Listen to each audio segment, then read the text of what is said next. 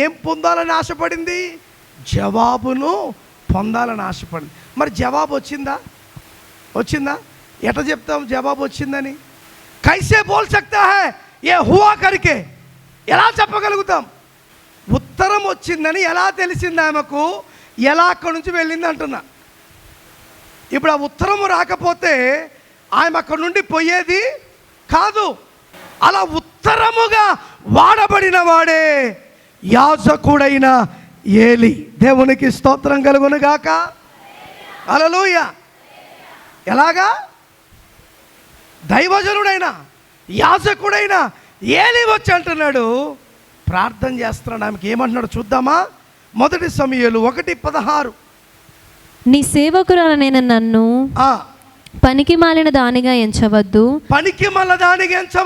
అత్యంతమైన కోప కారణమును బట్టి బహుగా నిట్టూర్పులు విడుచుచు నాలో నేను దీన్ని చెప్పుకొనుచుంటినెను. అంతటా ఏలీ, నీవు క్షేమముగా వెళ్ళుము. 17వ వచనములో ఏలీ గారు తిరిగి ఉత్తరం ఇస్తూ ఏమంటున్నాడు? నీవు క్షేమముగా వెళ్ళుము, మీరు క్షేమముగా వెళ్ళును. ఇశ్రాయేలు దేవునితో నీవు చేసుకొనిన మనవిని ఆయన దయచేయును గాక అని. హల్లెలూయా. గట్టిగా చెప్పలు కొడుతూ దేవుని మహిమపరుద్దామా? ఏమన్నాడు? నీవు చేసుకున్న మనవిని ఆయన దయచేయును గాక. ఎవరి ద్వారా పంపాడు ఉత్తరము? దైవ సేవకుడు ద్వారా దేవుడు ఆ ఉత్తరమును ఎవరికి పంపాడు? ఎవరికి? హన్నాకు పంపాడు. ఈరోజు ఒక దైవ సేవకుడే ఉత్తరం అవ్వకూడదు. సంఘ బిడ్డలందరూ కూడా దేవునికి ఒక ఉత్తరములా పని చేయాలి. దేవునికి స్తోత్రం కలుగును గాక. హల్లెలూయా, హల్లెలూయా. రైట్. 2 కొరింథీయులకు రాసిన పత్రిక 3వ అధ్యాయము 2వ వచనం. మా హృదయముల మీద వ్రాయబడి ఉండి మనుషులందరూ తెలుసుకొనుచు చదువుకొనుచున్న మా పత్రిక మీరే కారా? మా పత్రిక, చెప్పండి అందరు చెప్పాలా? మా పత్రిక మీరే కారా? అంటే మనం ఏమవ్వాలి? పత్రిక. గట్టి చెప్పండి. అక్షయ దీపమా, నా ఆరాధ దైవమా. తర్వాత ఏమన్నాడు? పరదేశినై పాడనా, పత్రికనై నిన్ను కొనియాడనా. మనం ఏమై ఉండాలంటండి? పత్రిక. దేవునికి స్తోత్రం. హల్లెలూయా. పత్రిక. ఎవరి పత్రిక? నా పత్రికవా? బ్రేక్ త్రూ చర్చి పత్రికవా? కాదు, మనమందరము దేవుని పత్రిక. హల్లెలూయా. దేవుని పత్రికలం మనం. అలా పత్రిక అంటే అర్థం ఏంటి? ఇంకా మీ భాషలోకి అర్థం అవ్వాలంటే లెటర్. మనం ఇంగ్లీష్లో దాన్ని ఏమన్నారు? పత్రికను ఏమన్నారు? లెటర్. ఉత్తరం వచ్చిందనుకో, లెటర్ వచ్చిందనుకో, అర్థం ఏంటి? నువ్వు రాసిన దానికి రిప్లై వచ్చింది, లేకపోతే క్షేమాలను నువ్వు అడుగుతున్నావని అర్థం. ఇప్పుడు మనం కూడా ఏమై ఉండాలంట చెప్పాలా? ఆ పత్రికగా మనము ఉండాలి. ఇప్పుడు ఆ పత్రికగా ఎవరిని పంపాడు అక్కడికి? ఏలీ అయినా యాజకుడిని పంపి ఏమంటున్నాడు? నీవు చేసిన మొర ఎవరితో చేసావంట?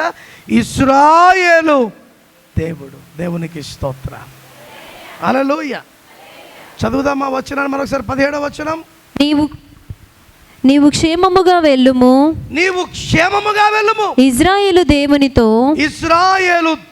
నీవు చేసుకొనిన మనవిని ఆయన దయచేయును గాక.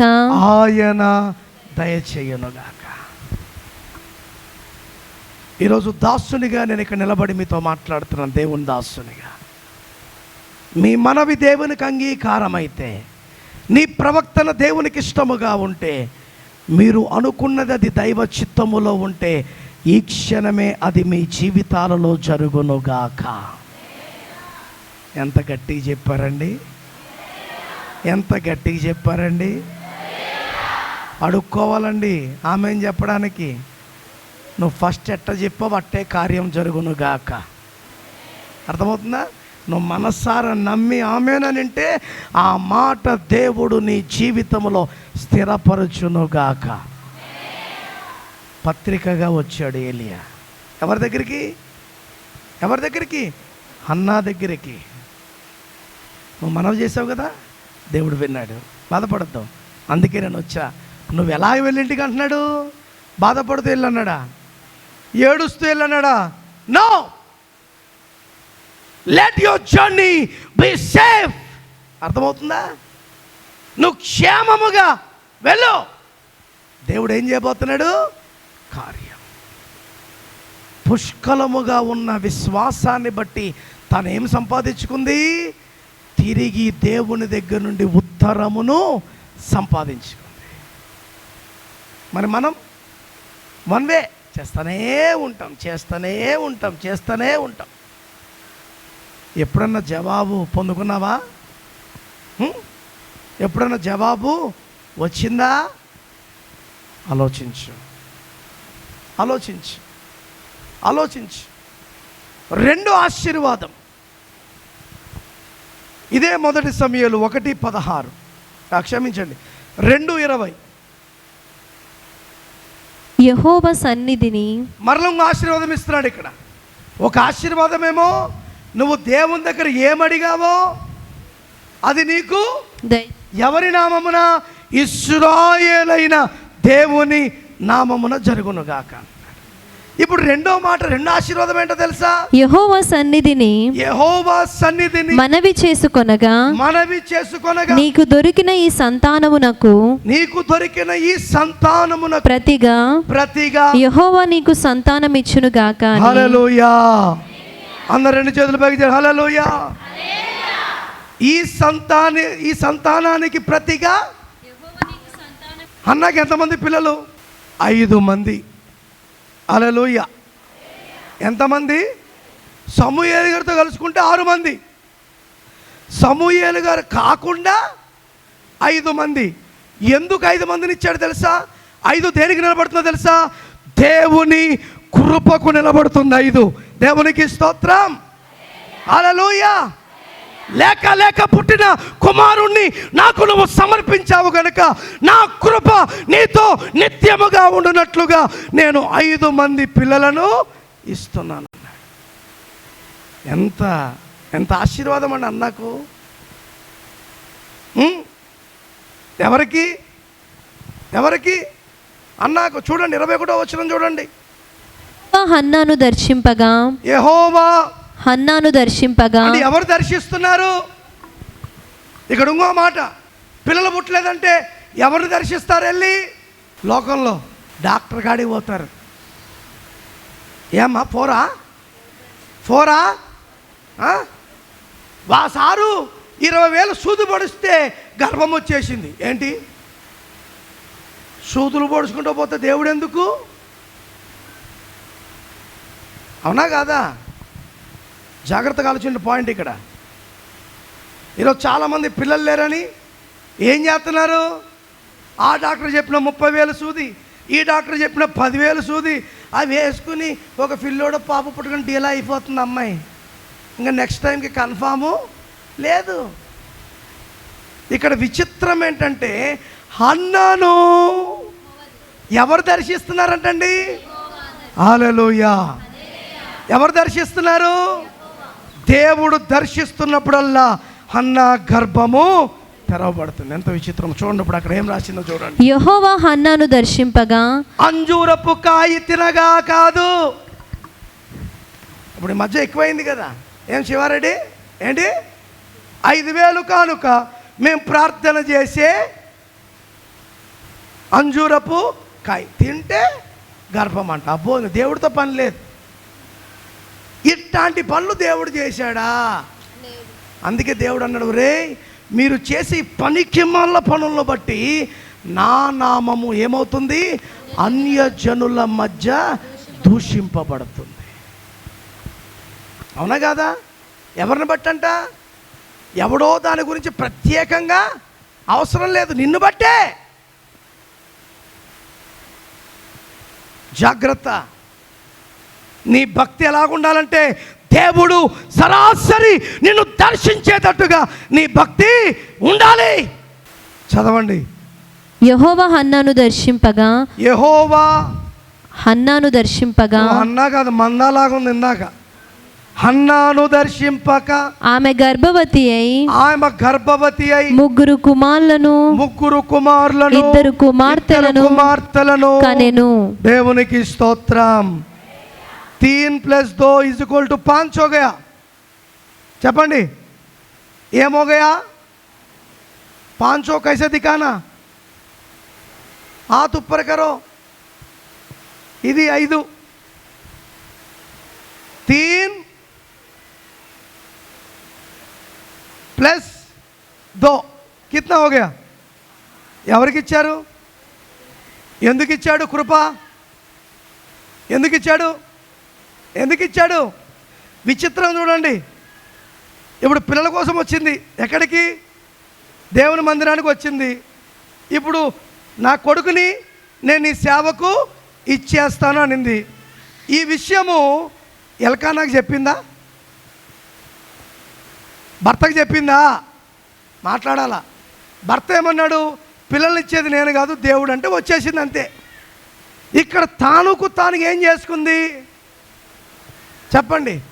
అంటే ఎల్కానా కూడా దేవుడంటే భయము భక్తి కలిగిన వాడని అర్థం. అక్కడ భార్య చెప్పింది, నేను ఇట్లా మనవి చేసుకున్నా, నేను ఇలాగ ఇచ్చేస్తానంటే ఎల్కానా బాధపడ్డా? నన్ను అడగకుండా నీ పెత్తనం ఏంటి అని అన్నాడా? దేవుని విషయంలో ఎవడి పెత్తనం ఉండకూడదు. ఎవడి ఆలోచన పరంగా వాడు దేవునికి ఏమవ్వాలి? సమర్పించబడాలి. దేవుని దగ్గర రావడానికి పర్మిషన్ కావాలా నీకు? పర్మిషన్ దేనికో తెలుసా? చీరల అంగడికి పోవడానికి పర్మిషన్ తెచ్చుకో, బంగారు అంగడికి పోవడానికి పర్మిషన్ తెచ్చుకో, ఇరుగు పొరుగు వారితో మాట్లాడడానికి పర్మిషన్ తెచ్చుకో. దేవునితో మాట్లాడడానికి నీకు ఏ పర్మిషన్, ఎవడి పర్మిషను అవసరం లేదు. నోటితో చేసిన ప్రార్థన వింటాడు, హృదయమును తెరిచి దేవుని కొరకు చూసిన ఆ మనవిని దేవుడు వింటాడు. ఎందుకంటే దేవుడు ఏం చూస్తున్నాడంట? హృదయ రహస్యములను ఎరిగిన దేవుడు. ఆమేన్, హల్లెలూయా. ఎల్కానాతో చెప్తే ఎల్కానా అన్నాడు, చాలా మంచి పని. ఇప్పుడు అదే పని మనం చేస్తే ఎలా ఉంటుంది పరిస్థితి? నీకు చెప్పకుండా నీ భార్య నీకు ఒక్కగానో కొడుకైన సుమంతుని దేవుని సేవకి ఇంకా మా ఇంటికి రావద్దు, నువ్వు ఇంకా చర్చిలోనే ఉండనిందంటే నువ్వేమంటావు? చూసారు ఎంత ఆలోచిస్తున్నాడో? ఆలోచించడం ఏమంటాడు? అంతకంటే భాగ్యమా అంటాడు. చెప్పండి ఒకసారి, అంతకంటే భాగ్యమా? నిజమా కాదా?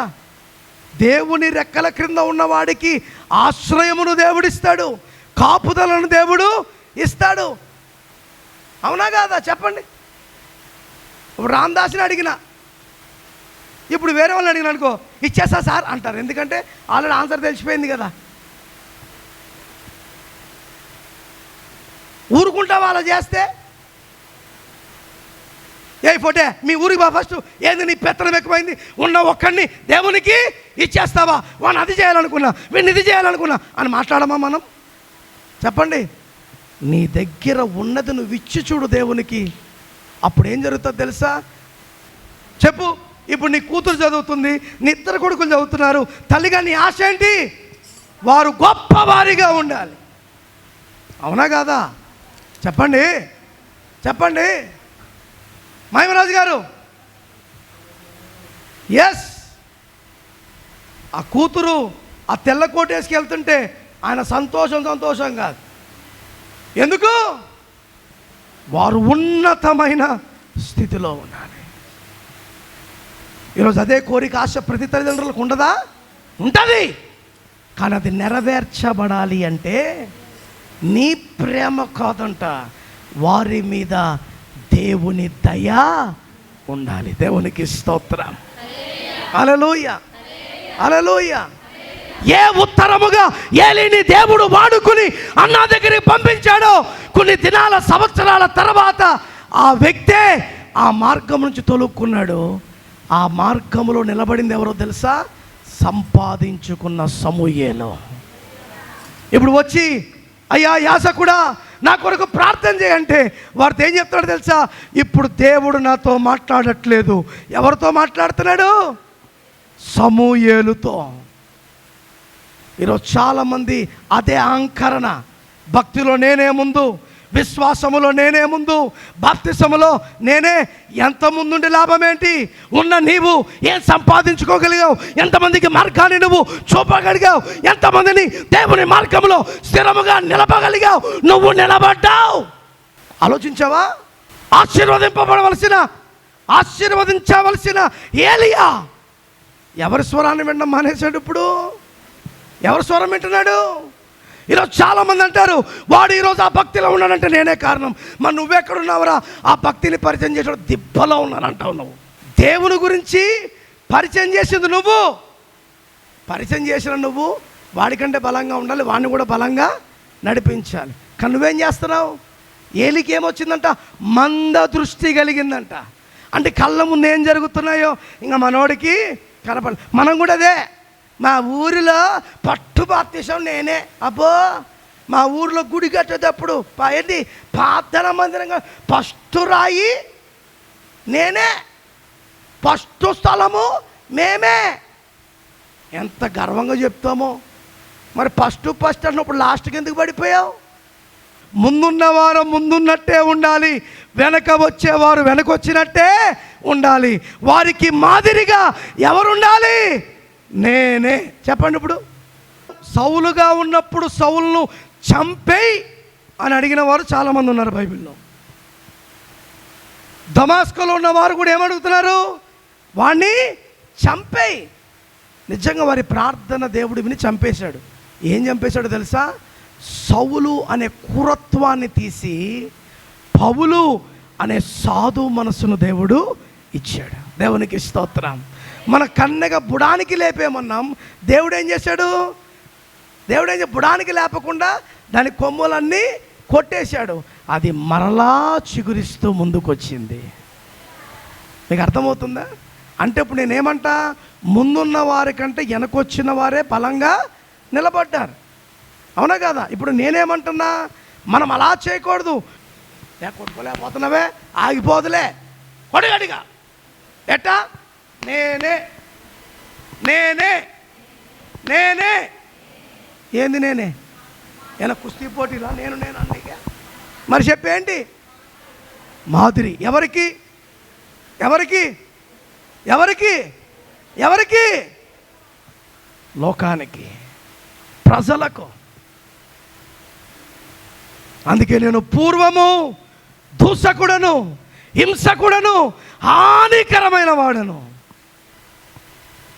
తన సాక్ష్యాన్ని చెప్తున్నాడు. అంటే పూర్వం అన్నాడంటే ఇప్పుడు స్థితి పూర్వముగా లేదని అర్థం. This is entirely different. పూర్వము వేరు, ఇప్పుడు. అప్పుడా గుడిసుండే సార్, ఇప్పుడు బిల్డింగ్ కట్టినాం. అబ్బా ఏంటి? అప్పుడు ఏముండే? చిన్న గుడిసుండే, ఇప్పుడు బిల్డింగ్. అంటే ఇప్పుడు అప్పుడు స్థితికి ఇప్పుడు మార్పు వచ్చిందా లేదా? ఇప్పుడు మన మార్పులు ఎక్కడ కనపడుతున్నాయి? బట్టల్లో, వేషాలలో, కట్టుకునే ఇళ్ళల్లో, తిరిగే బండ్లలో, నడిపే కారుల్లో, వేసుకునే ఎర్ర రంగు కర్ర రంగుల్లో మనమంతా ఏం పడుతున్నాం? మార్పు. కానీ మారవలసింది మేరీ. ఏం మారాలి మేరీ? చెప్పండి. నీ మనసు మారి నూతన మగునట్లుగా నిన్ను నీవు దేవునిలో కట్టుకోవాలి. దేవునికి స్తోత్రం. హల్లెలూయా. మా భర్తే పిల్లల్ని ఇచ్చేదనుకుంది. భర్త అన్నాడు పిచ్చిదాన నేనుగా. దేవుడు ఏం చేసింది? ఇప్పుడు ఆ మనసు మార్చుకుని నువ్వే అంట కదా నాయన, నువ్వే కార్యము చేయి నాయన అనగా దేవుడు ఆయమ మనవిని ఆలకించి ఏం చేశాడు? అద్భుతమైన కార్యమును చేశాడు. దేవునికి స్తోత్రం. హల్లెలూయా. ఈ మారిన మనసు ఎవరికి ఇవ్వాలి? ఒక్కసారి నాకు అది వద్దు నాయనా అన్నప్పుడు దాని వైపు మరలా నువ్వు తిరిగి చూడకూడదు. ఇంగ్లీష్లో ఒక పాట ఉంది. I have decided to follow Jesus. I have decided to follow Jesus. I have decided to follow Jesus. No turning back, no turning back. కానీ మనం ఏం చేస్తున్నాం? ప్రభువా నీతో నా పయనం, ప్రభువా నీతో నా పయనం అంటూ అప్పుడప్పుడు ఒకసారి వెనక్కి తిరుగుతా, అప్పుడప్పుడు ఒకసారి వెనక్కి తిరిగిన వాళ్ళ పరిస్థితి ఏమైందో తెలుసా? నాశనమైంది. అందుకే రోమిలకు రాసిన పత్రికలు అంటున్నాడు, ఈ లోక మర్యాదను నీవు అనుసరింపక ఉత్తమమును అనుకూలమునైన దేవుని చిత్తమును నీవు ఎరిగి నడవగలిగినప్పుడు బలమైన కార్యమును దేవుడు చేస్తాడు. అందుకే భక్తుడు, ఈ లోకాన్ని నేను పెంటగా ఎంచానయ్యా. ఎవరి కోసమో తెలుసా? నీ కోసం, నీ ప్రేమ కోసం. హల్లెలూయా. ఏం చెప్తున్నాడు దేవుడు? ఏం మాట్లాడుతున్నాడు? ఈ లోకాన్ని నేను పెంటగా ఎంచాను. ఎవరి కోసం? ఎవరి కోసం? లోకం వరకు అవసరం లేదులే. నీ మనసునే పెంటగా నువ్వు ఎంచుకుని దాన్ని పక్కకు పడేయగలుగుతున్నావా? చాలామంది నా మనసుకు నచ్చినట్టుగా నేనుంటా. ఏంటి రే తిక్కలోడా తిక్కదా, నా మనసు నీది నాది కాదు, దేవుంది. దేవునికి ఇచ్చావు అది. ఆయన నడిపిస్తే నువ్వు నడవబడాలి, ఆయన పలికిస్తే నువ్వు పలకబడాలి. ఆయన కూర్చో అంటే కూర్చోవాలి, లేకంటే నైనే సబ్ కుచ్ మేరా దిల్ కా వైసే కర్తాం అంటే దిల్ కో నికాల్తాయి పరమేశ్వర్. అర్థమవుతుందా? లే అంతా నా హృదయానుసారంగా చేస్తావు. దేవుడు గుండె తీసుకోనికి ఏం చేస్తావు చెప్పు? అందుకే నేను చెప్తా, పొలమే పడుతురా. అబ్బో ఏంటి పొలము, బగ్గి మోటార్, కారు, ఈ బిల్డింగ్. దేవుడు అంటాడు, నీలో ఉన్న ఈ ప్రాణం అంటే నాదే అని చెప్తావా? ఉందా దమ్మ ఎవరికన్నా? పురుషులు చెప్పండి.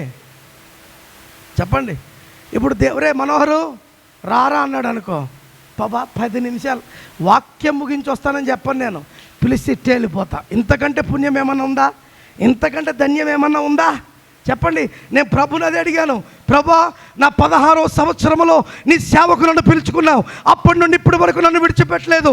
నేను చచ్చిపోవడం అంటూ జరిగితే వాక్యము ప్రకటిస్తూనే చచ్చిపోవాలని అడుగుతాను దేవుడు. నేను యాక్సిడెంట్లో చావకూడదు, రోగాలతో చావకూడదు, హాస్పిటల్లో పడి చావకూడదు, ఎవడో నిందిస్తే పడి చావకూడదు.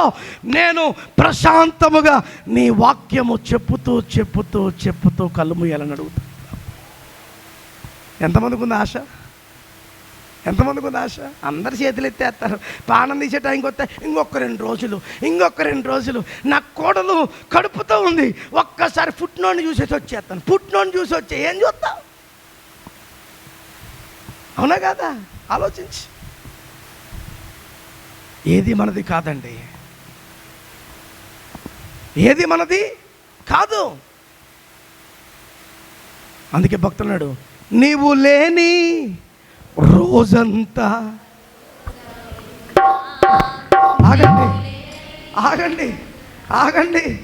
ఆగండి. ఈనాడు యవనస్తులు అంటున్నారు, పాపా నువ్వు లేని రోజంతా నాకు రోజు అవుతుంది అనుకుంటున్నావా? నా గుండె నిండా నువ్వే. అబ్బో ఏడా చెప్పండి. అట్ట అన్నోడికి ఏం చెప్పండి? గుండె చీలు చూపిరా అనాలా?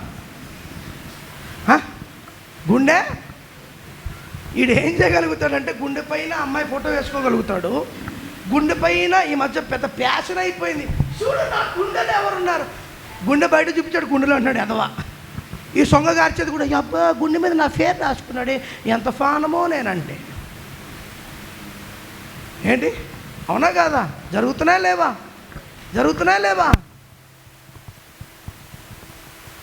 అందరూ దొంగ ప్రేమలే. ఎవడి ప్రేమ నమ్మడానికి నమ్మదగిన ప్రేమ ఈ లోకములో ఏదన్నా ఉందంటే నువ్వు నేను ఆరాధించే దేవుని ప్రేమ. హల్లెలూయా.